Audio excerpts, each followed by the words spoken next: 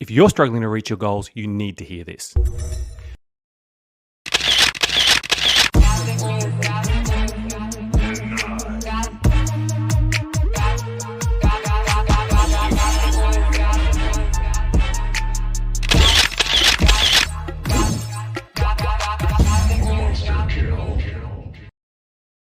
Why do we even need goals? Well, I can tell you the research that people who set specific, difficult goals do better on most tasks than people who are just told to do their best. But that's not the real reason. The real reason is human nature. See, our behaviors in the moment are dependent on what we believe about the future. We often call this living into the future. If you believed that you were going to earn another 50K next year, you'd probably upgrade your car. But if you thought that you were going to earn 50K less, then you'd likely be cutting costs. If you believe you were stuck in that job that you hate, you'd continue to be miserable. But if you believe there was a better job out there for you, then you'd maybe do something different.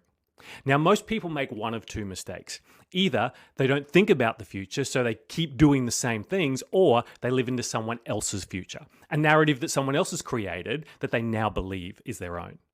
The best thing we can do is be more intentional about what we choose to do with our time. And we can only do that with clear goals in the areas of life that matter. For total performance, we work on the areas of work, home and relationships, and the area of self. If you're not clear about your future self in any of these areas, you need to ask yourself why.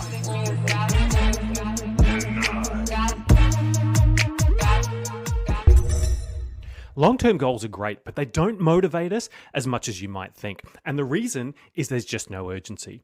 Even short-term goals don't really work. If I said you had until the end of the month, you'd probably do nothing for about 20 days and then get started. So here's the best way to break down your goals.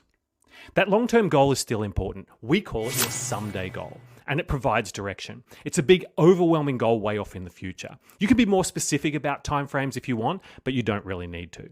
The second element you need is an annual theme. This is an area you want to focus on to get closer to your someday goal, and it's a way of focusing your effort.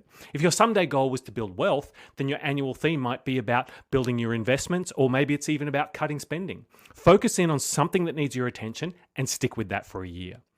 The third element is your quarterly milestone. This is where you place that short-term goal as a measurement of your progress. And finally, the most important element is your daily action. Ask yourself what you can do right now that will help you move forward, and then replicate that daily until it becomes a habit. Your someday goal and quarterly milestone become your intermittent motivators, but your annual theme and daily actions are the promises that you make to yourself. And that is what keeps us motivated and on track day to day.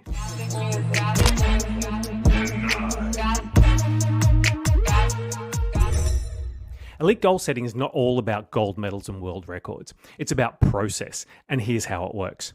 Winning a gold medal or running 9 seconds for the 100 meters are outcome goals. They're important for motivation and setting context, but they're not controllable and they can be really overwhelming. So instead, we focus on process goals. Process goals are the building blocks of achievement. They're observable, measurable, repeatable actions that make an impact. It might be making 10 sales calls a day, working out for 45 minutes 5 times a week, or spending 30 minutes of undistracted time with your spouse every day after work. And here's why they matter. Firstly, they're controllable. There is no point in measuring yourself against goals that are out of your control. Next, they're simple. We know we can accomplish them, and that gives us a sense of confidence. And finally, they give us a chance to focus on the journey. A myth of elite performers is that they sacrifice and focus on long-term goals. Instead, what we see is they fall in love with the process. They enjoy it so much that executing these daily actions becomes their motivation.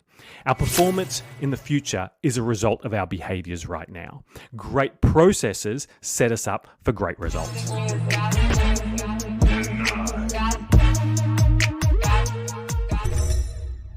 I want to talk about the most powerful goal you can set. I've talked about someday goals, outcome goals, and process goals, but they're nothing compared to identity goals. Identity goals aren't about achieving an outcome. They're about becoming something different. You might want to run a marathon or a 5K, and that's great if you're already active and you just want to tick them off the list. But what if running was more about your wellness? In that case, the most powerful goal you can set is to become a runner. That would be your identity goal. The big difference is that one is finite, you finish that marathon and it's done, but being a runner, on the other hand, has no end. We call this an infinite goal. But there are subtle differences too. Let's say you're time crunched and the only time you have is to run 2K in the morning. If you're training for a marathon, then that 2K really isn't worth it. But if you're a runner, you get out the door and run because that's what runners do.